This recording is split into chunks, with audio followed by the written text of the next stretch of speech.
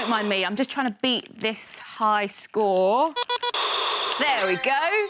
Now, in order for me to absolutely annihilate my opponents in my favourite games, there has to be people making them in the first place. There are big companies that you will definitely have heard of, but there are also tons of smaller teams making smaller games. There's lots of ways you can be involved with making games as a job when you're older.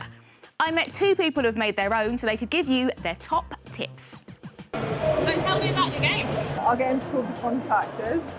It's about an estate agent who's employed 2 contractors, and you have to try and fix the houses whilst he's showing a customer around the house, and they're falling apart, and you just have to not be seen by the estate agent. This is Mulberry Farm, a game where you can play both single player and co-op, and it's a cross between a farming game and a game where you need to defend your farm from invading boars who try to eat your crops.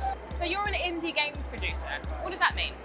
I would say an indie game producer is someone who has either doing alone or within a small team to both make and to try to publish their game onto the market. You can get your game out there into the world very easily.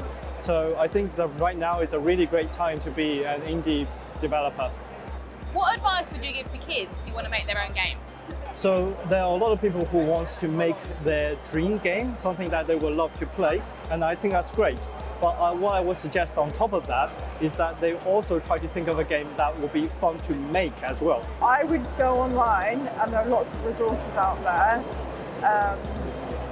And yeah, they can teach you how to do it. You don't actually need to go to university, you can learn yourself online. It's fun making it, but for me it's actually connecting with all of the players.